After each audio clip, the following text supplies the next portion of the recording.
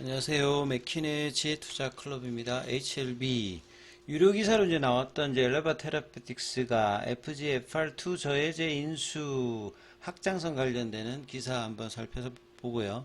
자, 항서제약 기사 내용 보면 리엔산 장, 장년산이라고 하죠. 이 글로벌 R&D 사장 관련해서 최근에 컨퍼런스가 있었는데 내용 한번 살펴보겠습니다. 계열 종목인 생명과학, 제약, 테라피틱스, 글로벌 차트론까지 한번 살펴보도록 하겠습니다. 자, 바이오스펙 데이터의 유료 기사예요. 그래서 전체가 공개되지 않았는데 엘레바 테라피틱스가 작년도 연말에 이제 라이센스 인해온 FGFR2 저해제 왜 인수했느냐 확장성 관련되는 내용인데요. 엘레바 테라피틱스가 새로운 어떤 허가 단계 자산으로 내년 초에 이제 FDA에다가 NDA 신청을 제출할 계획인 FGFR2 선택적이란 말은 이제 범용이 아니라 그 바이오마크 중에서 FGFR2를 타켓으로 싱글 타켓을 한다는 겁니다. 현재 담관암 치료제로 가속 승인 관련되는 경로를 추진하고 있고 하반기 허가 여부가 결정되는 타임이다. 결국 이제 스탠다드 리뷰가 아니라 화이트 리뷰 형태로 결과가 되면 상반기 내에도 결과가 나올 수 있고요. 스탠다드 리뷰 형태가 된다면 하반기까지도 이제 결과가 나올 수 있는 중요한 자산이라고 봐야 되겠죠. 그래서 26년은 엘레바 HLB 입장에서 굉장히 중요한 시점입니다. 간암 치료제 같은 경우에는 세 번째 이제 FDA 허가 시도고요. 크리스틴 라이언 엘레바 의약부 이제 총괄전무 제가 찾아보니까 이분이십니다. 예. 이분이 이제 양력을 보니까 일본에서는 이제 가장 큰 제약회사가 다케다 제약이죠. 그 다음으로 이제 큰 데가 이제 아스텔라스인데요.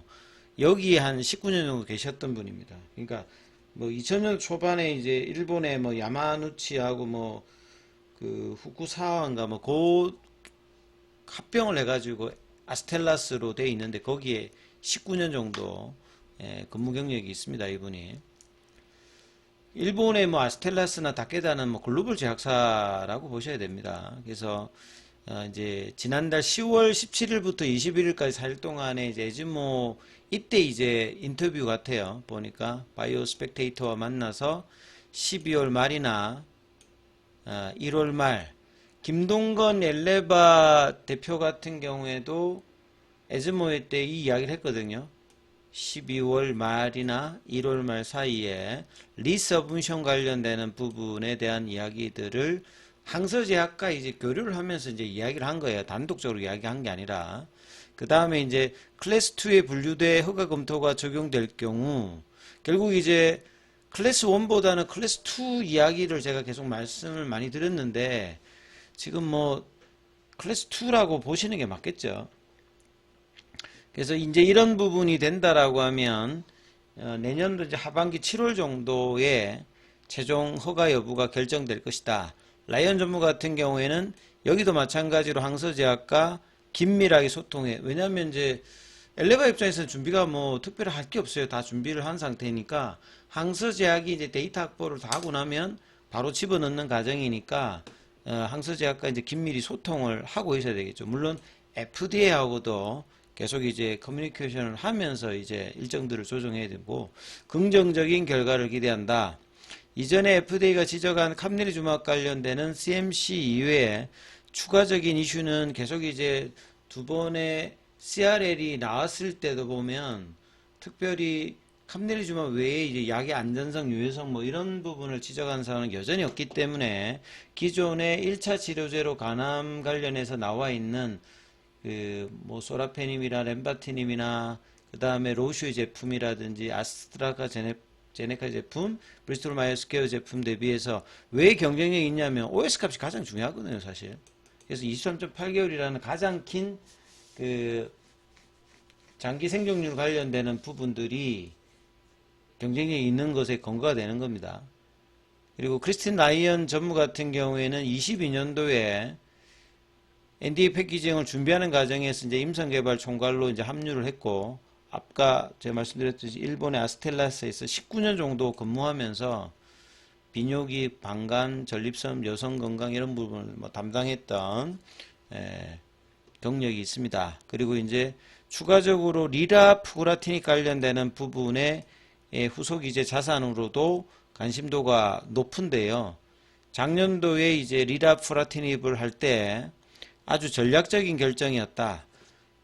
릴레이사는 이제 왜 이런 부분을 했냐면 로슈와 라이센스 아웃했던 부분들이 철회가 되었고 시도했던 유상증자가 되지 않으면서 재무적인 압박감이 있었습니다. 주가도 많이 빠졌기 때문에 그런 차원에서 이 릴레이사가 전략적으로 미는 것은 유방암이었기 때문에요. 이 담간암 관련되는 부분들은 시장 규모가 유방암이나 이런 데 비해서는 굉장히 좀 그 시장 규모가 작기 때문에 담간암 관련되는 부분들은 엘레바 쪽으로 라이센스 아웃하고 엘레바가 라이센스 인을 한 거죠. 뭐 이런 어떤 부분이니까 서로 이제 윈윈하는 흐름에서 간암을 하고 있기 때문에 이제 해부학성으로는 위치가 같기 때문에 이런 뭐 전략적인 판단이다 이렇게 보는 내용이고요. 유료 기사다 보니까 이제 이게 이제 후속으로 풀렸을 때 내용들을 좀 더 이제 살펴봐야 되는 어떤 부분입니다. 그 다음에 이제 그 항서제약이 이제 현지 기사에 보게 되면 시나파이언스는 이제 중국에서는 가장 뭐 우리로 치면 뭐 네이버 금융 뭐 이런 건가요? 이렇게 보시면 되는데 장년산입니다.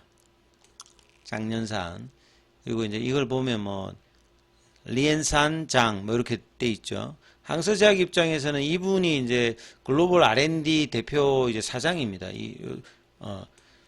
과거에도 보면 이제 기사를 보시게 되면 리보센과 감내리주맙 관련해서 계속 이야기가 나오는 이제 인물이죠. 그 작년에 이제 한국에 왔던 프랭크 지양 부사장 같은 경우에는 전략이 이제 뭐 부사장 개념이고 R&D 쪽은 이제 항서제약에서는 이분이 굉장히 중요하기 때문에 이분의 코멘트가 뭐라고 했는지 한번 살펴봐야 되는 거죠. 왜냐하면 항서제약의 입장이 글로벌화를 중심으로 하고 있기 때문에 라이센스 아웃 외에 직접적인 이제 허가가 중요한 어떤 상태잖아요. 그래서 11월 13일에 오늘이죠. 상해에서 국제투자자대회 원탁 포럼에서 중국은 세계적인 제약회사를 탄생시킬 수 있을까? 여기에 대해서 항서제약의 R&D 사장인 장년산이 이렇게 말을 했다. 항서제약 같은 경우는 글로벌 혁신 신약 파이프라인에서 위를 차지하고 있다. 그만큼 굉장히 많은 이제 파이프라인을 가지고 있습니다. 작년에 비해서 굉장히 올라왔고 제네릭 관련되는 부분에 준할 만큼 혁신 신약의 수익성 관련되는 부분 매출 비중도 40% 이상 올라왔죠. 그래서 중국의 어떤 혁신을 제약 혁신을 주도하고 있고 글로벌 R&D 쪽에서는 8위 정도 수준을 하고 있죠. 그래서 장년산 같은 경우에는 항서제약은 아직 있다. 기초를 다지게. 그러니까 천천히 하죠. 그러니까 베이진사 같은 경우 굉장히 스피디하게 그 전략적 자산을 하는데 그 항서제약 같은 경우는 굉장히 병렬식으로 확장을 하고 있다. 그래서 중국 제품은 앞으로 15년 안에 전 세계적으로 상업적으로 판매될 것이다.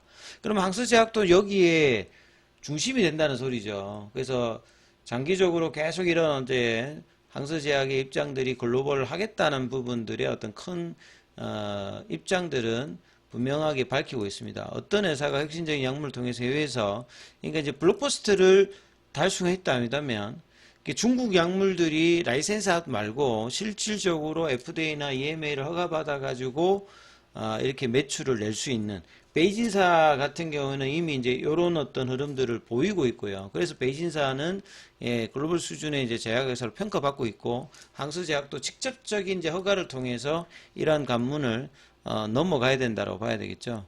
그래서 몇 년 동안 항서제약 같은 경우에는 외국 기업에 대한 허가 등의 방법을 사용해 왔다.